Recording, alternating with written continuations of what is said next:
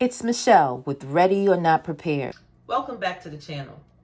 Today I'm reacting to Momma Dee and Erica Dixon, pretty much known for their roles on Love and Hip Hop, I think in Atlanta. Since I don't know them personally, I'm going to refer to them as Sister Momma Dee and Sister Erica, or Sister Erica Dixon. So I discovered this clip on YouTube, I think.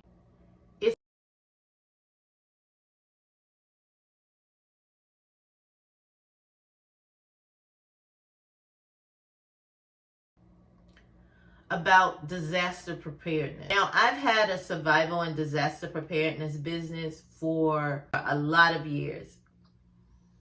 And most times I feel like I'm talking in the wind, because a lot of people, especially in our community, don't necessarily take emergency or disaster preparedness or planning seriously at all. I find that we usually react to situations as a being proactive. In other words, preparing. So I applaud these two sisters for using their platform to disseminate this type of conversation. So while I watch this, I'll be pointing out survival tips. And if we don't necessarily share the same viewpoint on a few things, I'll go into that too. But overall, hopefully you will walk away with some very good information about survival and disaster preparedness. So let's get into it. I don't like interviewing. There we go. Momma Dee said something is coming. What's coming? What they need? Honey, the apocalypse. Now, this comes up a lot when you talk about survival and disaster preparedness. The apocalypse. How many of us actually know what the word means? For those of us who might not know, apocalypse actually means revelation or uncovering. And it's from the Greek language. The word is usually associated with revelations in the Bible. Essentially, Revelation speaks about the end of the world as we know it. Some say the end of days or final destruction. So what do you think? Are we living in apocalyptic times? Some would say we are certainly living through many circumstances, events, and disasters that are described as having biblical proportions. Recently, we had Hurricane Helene that brought all of that destruction to North Carolina. Remember Hurricane Harvey, which devastated Texas, I think it was. And I think in that same year, in 2017, we had or experienced Hurricane Maria that devastated Puerto Rico. And I think Puerto Rico is still recovering or coming out of that devastation. We've had frequent tsunamis in different parts of the world, COVID, the California wildfires, the Australian bushfires, which destroyed like billions of animals. Sister Momma Dee suggested we get prepared, and I don't disagree with her. Okay, so what does she say next? You're going to need this, the propane heaters. Because once the electricity go out, when they hit our power grid, it's over with.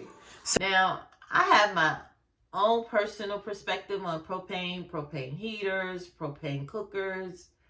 But just know, for the most part, disaster preparedness is personal to your lifestyle and your situation. I do agree with Sister Momma Dee in part. We definitely have to consider, other alternative means of electricity. And so we need to be sure we have battery-operated devices like flashlights, like radios. If we don't have battery operated radios, crank radios. But we need, again, alternatives like candles, wood, and other things like non-perishable foods, ample water supply, fire, something to make fires or build fires, generators. But I do understand her line of thinking on this. But for me, propane is not on the top of my list for recommendations. And depending on the scale of the disaster, here are a few reasons why I don't necessarily consider propane. For me, it's not the most convenient backup to have, especially if you have to evacuate. Oftentimes for me, I am thinking of what I'm able to put in my go bag. Propane definitely would not fit. It'd be way too bulky. For me, it's a transportability issue in an emergency situation. Another thing for me is availability. That's a real issue for me. I mean, in a real disaster, you can't just run up to Home Depot or Lowe's to pick up propane if you run out. Propane is highly inflammable. I personally do not like storing inflammable canisters. Not gas, not kerosene, not propane, but many people do. But know that they all have the potential to leak.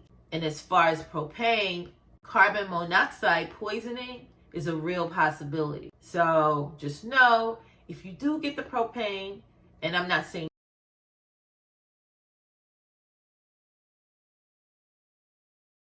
as for propane heaters, just be mindful of good ventilation when using it indoors. So you want to keep that in mind. But on the flip side of that, propane is pretty clean burning. It's environmentally safe. People use it in camping all the time. I mean, but you use it in camping when you're outside. It's just indoor usage that can be should be of some concern, because again, the emission of low carbon monoxide. When they hit our power grid, it's over with. So for all the girls that are still twerking on Instagram and think their behinds is going to make a difference when your electricity go out, y'all just keep on effing doing the dumb stuff, because y'all better get a hold to what's going on around you. And I'm telling you, it's going down. Let me pause right here. I mean, teach on the twerking, Momma Dee. In other words, distractions. Let's not stop at the twerking. Let's include staying high the majority of the time and not being sober-minded in the time that we find ourselves in. We can add drinking to that. All of that is destructive to our community and our overall mentality. There is a large contingent of the population in our community who are just tone deaf. Deaf to the time, deaf to what's going on around us, what's going on globally, and how all of it can impact us as a community. So enough with the distractions. Let's get our households in order and be prepared. So you need to stock up on your canned goods. Get the big propane. We cooking our grills. And Home Depot, you see that propane heater? Look at that. The little small propane. They got them at Family Dollar for like $10 and some change. Stock up on everything. Get your arms. Get everything, because let me tell you something. We are mammals. We're top of the food chain. So we survive off of what? Other living things as food resources. So imagine a world where there's nothing in grocery stores. Okay, let me compartmentalize this a little, because she touched on a lot here. Basically, she's talking about stockpiling or stocking up on supplies. And what she's speaking about is stockpiling or stocking up on non-perishable goods. If you have no electricity, you can manage with non-perishable foods. In the course of stockpiling, you want to make sure that you are aware of the expiration dates on the things that you're storing, so that you can swap them out and rotate the foods before they expire.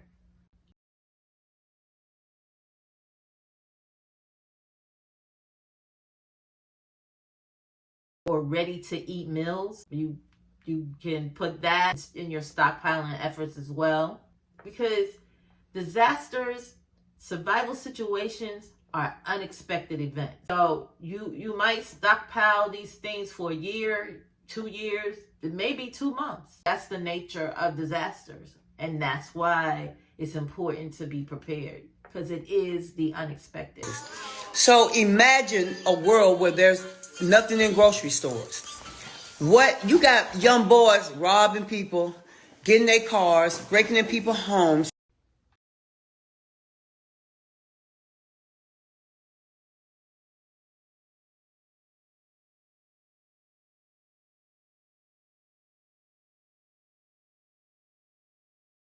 So she said, imagine a world with nothing in the grocery stores. I can see the glare from the window in my glasses. We've actually experienced that. We went through it in COVID, in record-making snowstorms, in hurricanes, all of biblical proportions. We went to the grocery store and the shelves were bare. I personally see many of these events as preparation. I see it as some form of conditioning for larger scale events, because now we've been through it.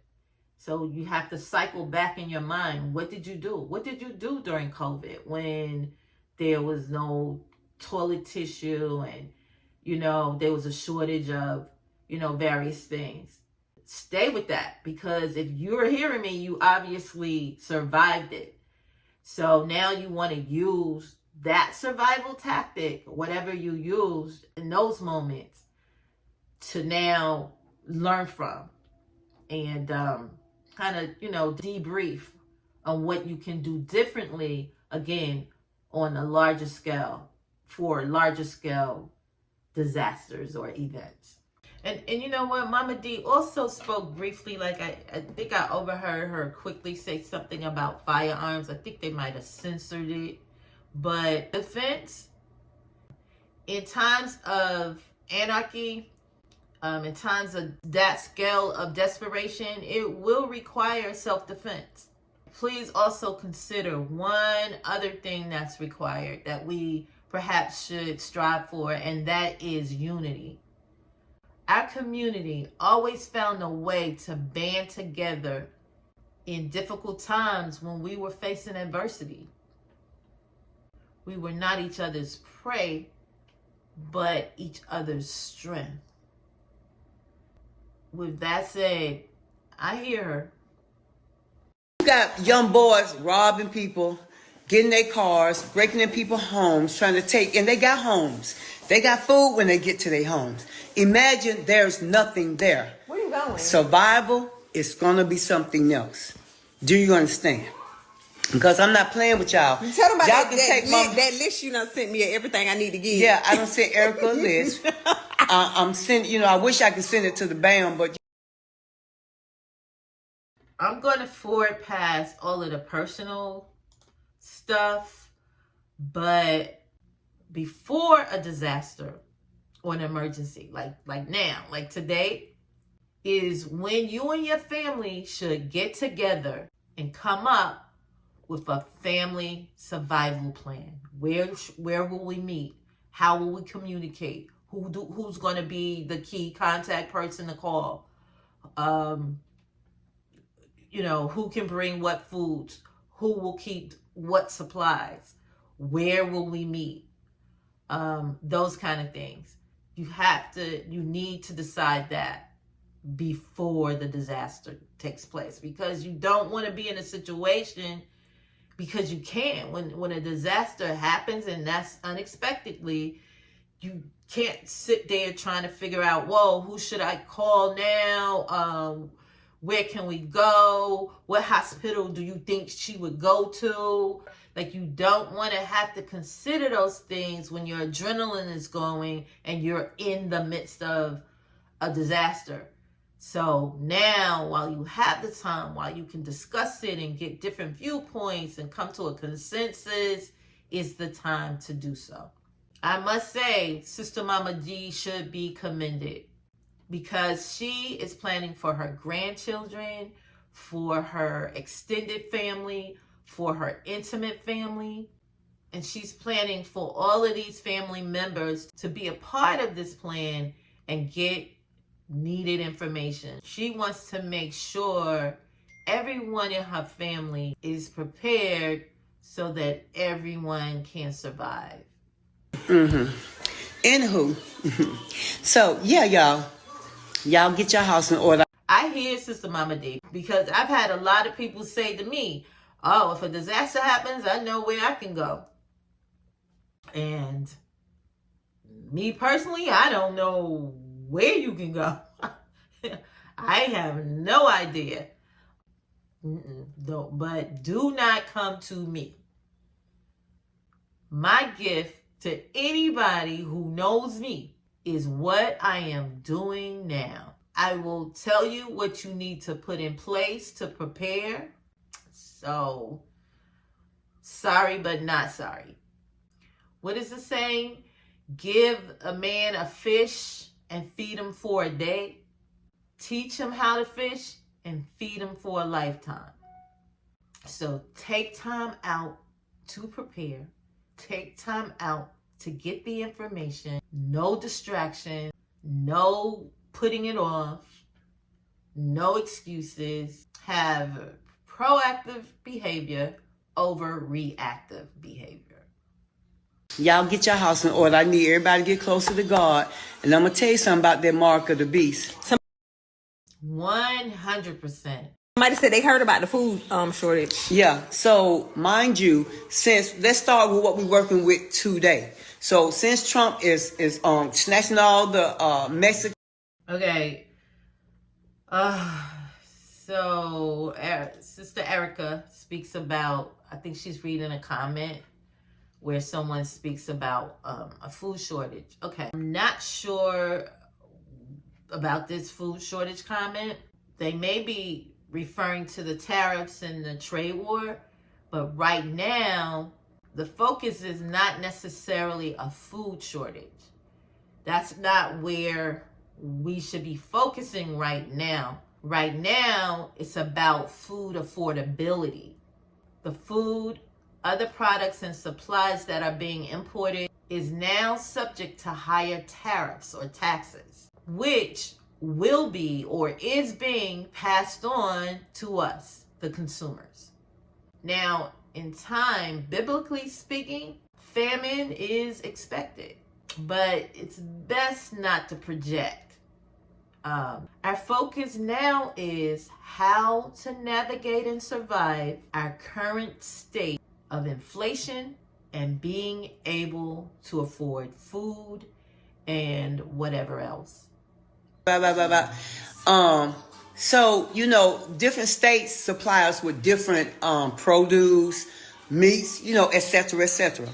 Now, y'all know who been picking for them produce? It's been the Mexicans. Y'all know who been cutting your grasses? Been a few blacks, but majority Mexicans. Y'all know who been building your houses? The Mexicans. Building the corporate and buildings and what have you? The Mexicans. So you think they finna come to work, huh? And go in the field. Hey, Momma Dee. Hey, sweetie. Go in the field, y'all, and pick produce. Cut your grass. Build your houses if they are scared of mass deportation. Hell no, they ain't going to work. If I know all majority of Mexicans live on Beautiful Highway, the feds know it too. Okay? They know their apartments, everything. But they're not finna congregate and be working in the fields picking nothing if they're going to swarm in on them and take them away. So I'm telling you, they finna trying to make an excuse to go up on all our foods that have to be hand-picked. The houses, new subdivisions, that's going to come down to a all-time low because they ain't going to be up there building them. The buildings, the landscaping, like my husband Ernest, he owned his own landscape. I told Ernest, okay, come April, you better start snatching up some of them contracts because there's going to be a lot of empty spaces because people ain't going to want to get caught. Ain't nobody want to get caught slipping. They're not. And what's going on, I don't like what I'm seeing. I think we should start marching now. We should make a stand now. Don't wait and allow Trump to do so freaking much until we finally get. Now, I want to really unpack this respectfully, Sister Momma Dee, because what she said was very loaded, and you know, to some degree it's true, but let's talk about the time and what must be done. Our community predominantly built this country with free labor, right? We come from great craftsmen, master builders, master brick masons, and so we did know how to build. We do know how to build. We knew how to lay bricks. We knew carpentry, electricity, all of those things. And actually, this brings us to an even deeper discussion about how these trade skills have been taken out of the school system. And I won't get into the school to prison pipeline. So now we don't necessarily have those trades performed in our community by those who live in our community. Now this, in this moment, has to be reconsidered. We have to move differently. Now, even further, as it relates to what Momma Dee brought up, what we're talking about is self-reliance. We're talking about self-determination. It has to be considered. Respectfully, white people are not going to stop building their homes. They'll just use white contractors. Asians are going to use Asian contractors, as they do now. Mexicans, for that matter, use their own now and will definitely continue to do so. So what does that tell us? We have the capability to do landscaping, to build, even though black contractors don't get many of the contracts that Mexicans do for cheaper labor. But we do have the ability. I mean, Sister Momma Dee said so herself. Her husband has a landscaping company. Well, there you go. Self-reliant. We now have to stand up. It's about self-determination. If they can't build, we build. It's just that simple. If they can't lay the carpets, we lay the carpets. Ultimately, we should be growing our own food. Sister Momma Dee is in the South, where there's plenty of land and farmland to grow food. You know, we can't be held under the threat of immigration laws, what president is in the office for the next 4 years, supply chain delays, trucker strikes, deportation. How do we sit here and say we are so dependent on another people being here that if they leave, we have nothing? Like, that is mind-boggling to me. Respectfully, Sister Momma Dee, and you have a landscaper in your home, like, we have to change our mentality. Like, I'm so dependent on this. We're so dependent on any group of people that we're somehow stopped or hindered if they leave, if they don't do for us, if they don't provide, if the government doesn't give us. If a certain president isn't, in the White House giving us some crumbs. We have to do for ourselves. Period. It's time. Like my husband Ernest, he owned his own landscape. I told Ernest, okay, come April, you better start snatching up some of them contracts, because there's going to be a lot of empty spaces, because people ain't going to want to get caught. Ain't nobody want to get caught slipping. They're not. And what's going on, I don't like what I'm seeing. I think we should start marching now. We should make a stand now. Don't wait and allow Trump to do so freaking much until we finally get enough and stand up. What we marching at? We're going to have to get somewhere. We're going to all have to come together. Sister Erica said marching. She said, where are we marching at? I think she said. But I'll change it to, what are we marching for?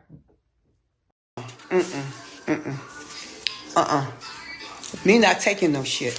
Me not taking no shit from nobody that ain't. I'm not taking no shit and get your. You got your. I got one. I'm finna go buy 3 more. I know that's right. I'm thinking all the I got ammunition. 3. I'm gonna get 2 more. Okay, so I'm not I'm about playing to take with her you. to the shooting range. Show her how to And shoot. y'all, so when the craziness really kick off, and ain't no food in none of the grocery stores, nowhere. People gonna be jumping fences. If you got a grill in the back, they gonna steal that. They gonna try to get things. Yeah, they gonna take your grill. Cause maybe they might have a little food, or they went and shot some animals, wild animals, and they need to cook their food. They're gonna be hustling for everything they can get their hands on. So they gonna be stealing. Yeah. From each other. We gotta come together. We can't be taking from each other. Erica, you got people stealing from people now. And they got You're right about they that. got food in the refrigerator and they still feeding. How you- So how you- imagine how there's you- no groceries and no grocery stores, no water supply. What do you think gonna come first to them? Survival, right? Am I correct? Survival. Survival of the fittest. Exactly. So I'm gonna fit my bullets in every hole. Fit all to my cartridges. They said DM them the food list. Y'all better get it. I'm not playing with y'all. This is not a joke. They Momma Dee said not somebody playing. said mess around and be a purge. Yes. Yep. Yep. You know, Donald Trump has said that. Y'all remember a little while back he said something about a purge. Okay, so Sister Momma Dee is bringing up a lot of elements and theories that, that have been put out there, that have been circulated. You got the purge, the societal collapse. Well, while America is falling, well, there is definitely an apparent decline. We can't move from a place of fear. You know what I mean? There are a lot of hypotheticals in life. And indeed, there is much we should prepare for. But that's not necessarily how one should prepare for disasters out of a state of fear, right? Because when you get into that mental frame of thought, the whole fear thing, it actually makes you slightly irrational. And so you're not able to clearly mitigate and plan in a calm state of mind. We prepare so that we have the time to think things through and strategize. That's not when you're actually in the moment of, when you're in the emergency, you're in the disaster. She is bringing in compelling possibilities, no doubt, but we want to stay practical, right? Focus on the real threats that are in front of us. We don't necessarily want to jump to conclusions and, get too extreme because we don't know how things are going to show up. We can definitely prepare for different scenarios, but we have to do so in staying grounded in the now. If you understand what I mean. Well, Somebody said they need a bunker. What I told you, we need to come together and get a bunker. We need to put our money together. Get it. I just said this. We need to get a bunker. We need to do They it. hold at least 25, 30 of us. Everybody can't come now. It's gonna be a mess. Yeah, so for a basic bunker, it's probably about 40 to 80,000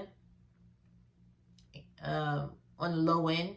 On the high end, it's probably about 200,000 and up. Again, depending on the square footage and depending on, what you put in the bunker in terms of, alternative ways for electricity, alternative ways for pumping water or getting water into the facility. So it gets kind of involved, and I might do an episode on bunkers.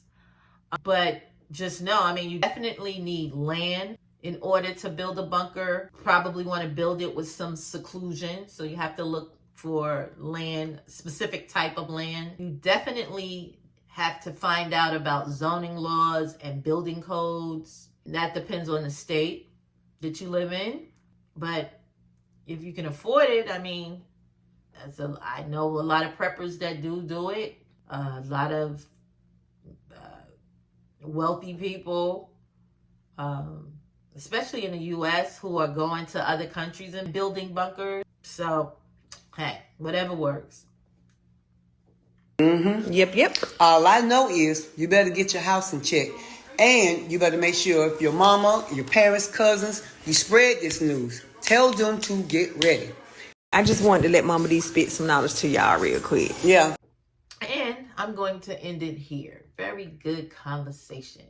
Sister Momma Dee gave some really solid survival tips. And just remember, while it's important to be prepared for potential disasters and emergencies, we want to be sure to focus on practical and actionable steps to be sure we are ready for any emergency, to be sure we can survive. So, I want to thank Sister Momma Dee and Sister Erica Dixon for taking the time to use their platform and viewership to normalize the conversation about survival and disaster preparedness.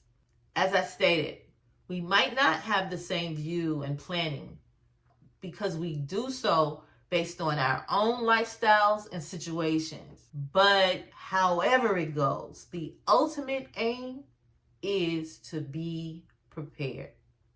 So thank you, sisters. Very important conversation. So stay safe out there. If you enjoyed this reaction content and want to see more, don't forget to hit that like button, subscribe, and turn on your notifications. It's Michelle, and I'll catch you in the next video. And remember, I'm not here to scare you. I'm here to prepare you.